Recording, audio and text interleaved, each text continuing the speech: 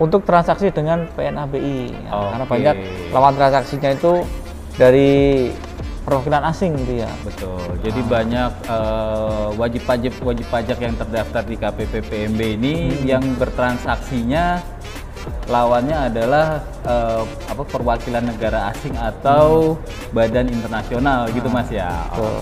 Iya, kalau PPN itu kan azasnya harus ada subjek dan ada objeknya gitu kan. Nah, subjeknya sendiri itu terbagi 3. Nah, untuk SKB-nya sendiri, Mas Gusti, untuk Ya. mekanismenya seperti apa?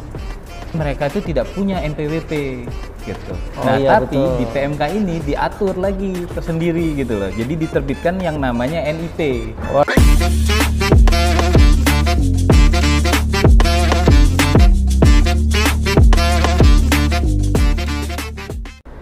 Assalamualaikum warahmatullahi wabarakatuh. Salam sejahtera buat kita semua. Berjumpa lagi kawan pajak di Ngojek. Ngobrol bareng Jacksman. Bersama saya Wisnu. Dan saya Sanis. Kami dari penyuluh KPP PMB.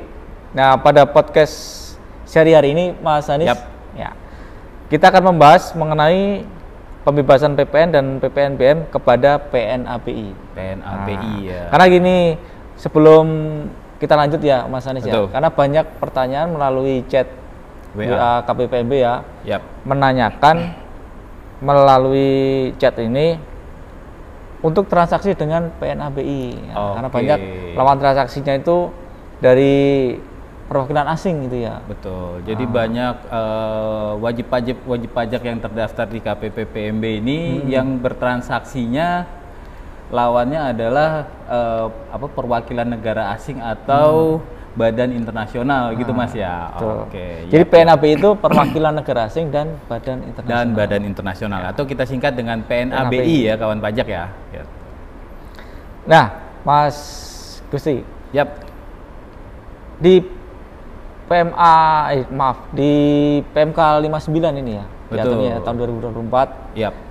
ini diatur PNABI. Nah, ini apa saja yang dibahas ini secara garis besar di PMK Oh, 59 ini? Oke, jadi ya PMK ini baru Mas ya, gitu kan. PMK 59 2024 ini baru terbit gitu kan ya. Terus juga dirasa kita ini kita punya kepentingan lah gitu ya. Ya. Karena WPWP kita ini juga banyak yang bertransaksi dengan PNABI ini gitu kan. Nah, di PMK 59 tahun 2024 ini itu ngebahas terkait dengan pembebasan PPN, PPNBM terkait dengan PNABI gitu. Salah satunya ya surat keterangan bebas nih buat mereka PNABI gitu kan. Kemudian untuk objek dan subjeknya nih, Objek dan subjeknya ya terkait Betul. dengan PMK Untuk pembebasannya, 59 ini ya. pembebasan PPN-nya nih. Jadi iya, kalau PPN itu kan azasnya harus ada subjek dan ada objeknya gitu kan. Nah, subjeknya sendiri itu terbagi 3 gitu kan.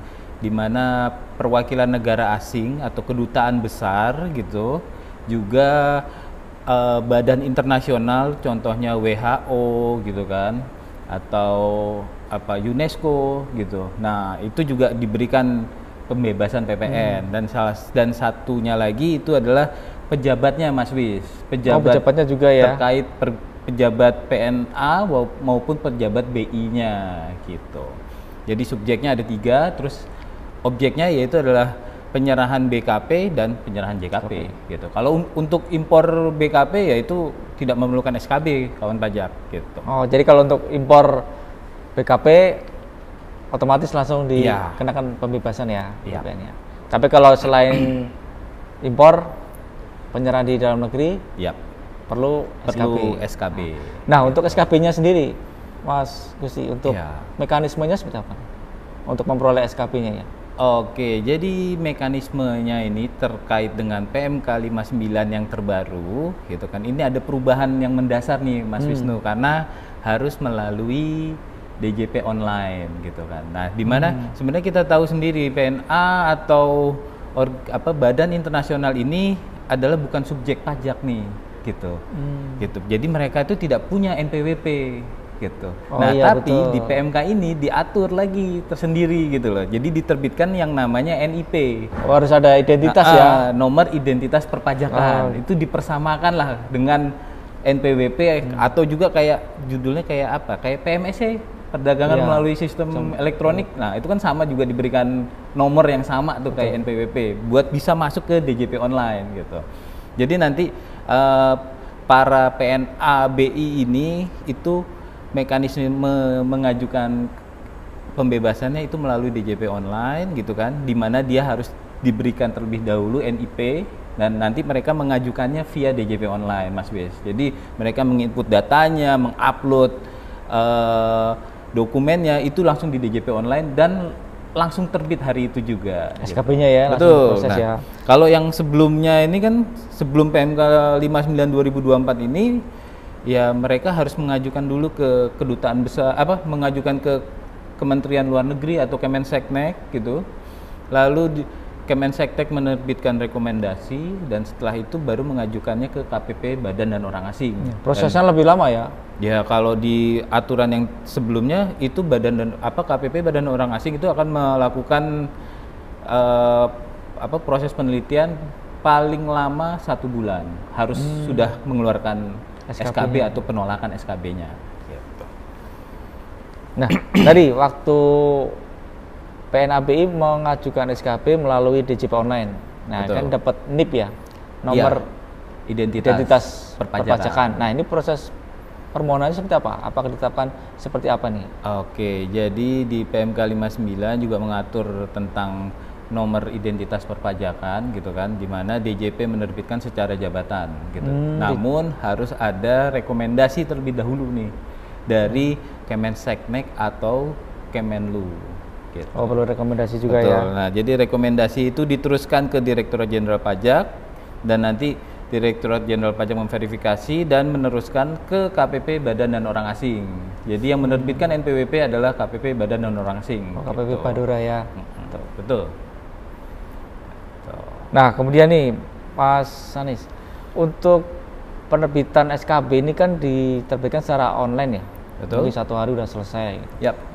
Nah, untuk pengawasannya sendiri seperti apa? Untuk pengawasannya, iya, KPP dari PNABI telah mengajukan dan setelah memperoleh SKB, gitu kan, dan KPP Badan dan Orang Asing tetap melakukan penelitian. Oh, tetap diteliti ya. Betul. Jadi setelah SKB tersebut wajib pajak PNABI memperolehnya, nanti dilakukan penelitian oleh KPP Badan dan Orang Asing dan jika ditemukan terdapat kesalahan atau dikatakan tidak berhak, maka akan dilakukan pembatalan oleh KPP Badan dan Orang Asing gitu. Dan juga dimungkinkan gitu ya, PNABI ini melakukan menginputnya ada salah hitung gitu kan, atau salah lawan transaksinya. Nah, itu bisa dilakukan penggantian gitu. Jadi tetap dilakukan pengawasan ya. Betul. Meskipun secara online, nanti dari KPU yang bersangkutan meneliti, kalau memang tidak memenuhi syarat ya dilakukan pencabutan. Iya, dilakukan pembatalan. Oh, pembatalan ya. Bahasanya sih pembatalan ya. Gitu. Kalau ada kesalahan, kan bisa diterbitkan penggantian. Iya. Ya, betul ya. Nah, Mas Gusti, untuk penerbitan faktur pajaknya nih, yang bertransaksi dengan PNABI. Iya. Nah, ini diterbitkan dengan faktur pajak. Iya, ini kodenya berapa nih? Betul. Jadi ini yang sering kawan pajak khususnya WP yang ada di PMB menanyakan gitu kan, Mas Wis ya. Betul. Gitu. Ini kalau lawan transaksinya adalah PNABI, ini kita harus menerbitkannya apa gitu kan. Nah, jadi ketika bertransaksi, lawan transaksinya adalah PNABI, jadi yang harus kawan pajak lakukan adalah mengeceknya terlebih dahulu gitu. Apakah mereka memiliki SKB atau tidak gitu. Jika memiliki SKB gitu, silakan terbitkan faktur pajak 08 gitu. Clear 08 ya, Mas ya? Ya. Nah, jika tidak memiliki SKB, silakan terbitkan 01 gitu. Oh, gitu. Nah, jadi kan beda nih, karena pembebasan ya kita menggunakan faktur 08 gitu. Nah, Jadi jika tidak memiliki SKB silahkan diterbitkan 01. Di mana sebenarnya ya sama-sama dibebasin kok, sama-sama nggak bayar pajak khusus untuk PNABI ya. Cuma kalau 01, faktur 01 ya udah dipotong di depan, nanti PNABI juga bisa melakukan restitusi ke KPP Badan dan Orang Asing gitu. Dibalikin duitnya via KPP Badan dan Orang Asing. Bisa mengajukan ya. Betul. Ya. Atau juga dimungkinkan kasus begini Mas. Ketika WP sudah memotong dengan 01 tapi ternyata PNABI punya SKB. Ya, betul gitu. gitu. Nah, itu kan juga dimungkinkan tuh gitu. Nah, nanti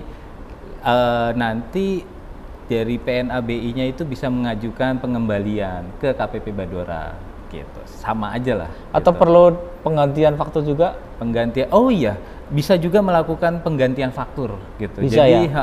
lawan transaksi membetulkan fakturnya gitu kan 08 gitu, dari 01 menjadi 08. Lalu dananya dibalikin oleh lawan transaksinya itu gitu. Itu juga bisa. Gitu. Jadi begitu ya kawan pajak semua, tata cara pembebasan PPN dan PPNBM bagi wajib pajak yang bertransaksi dengan PNABI. PNABI, ya. Perwakilan negara asing dan badan internasional nih. Jadi mudah-mudahan mencerahkan lah Mas ya. Jadi tidak perlu takut nih. Wah, ini lawan transaksi saya kedutaan orang nih. asing semua ini kayaknya. Gitu. Ini apa yang harus saya lakukan gitu kan gitu. Dan di PMK 59 ini juga diperjelas lah gitu. Kalau bertransaksi sama mereka ya sudah, ketika memiliki SKB pergunakanlah faktur 08, ketika tidak langsung 01 gitu. Atau ternyata sudah diterbitkan 01 ternyata dia punya SKB ya sudah pembetulan gitu kan. Fakturnya dibetulin, penggantian ya. Ganti 08 terus dananya dikembaliin saja gitu. Ya gimana? Ada yang perlu kita diskusikan dari pertanyaan chat wajib pajak kemarin sudah sebagian besar terjawab ya. Siap. Mas Gusti ya. Ya, sudah terjawab. Jadi PMK 59 ini.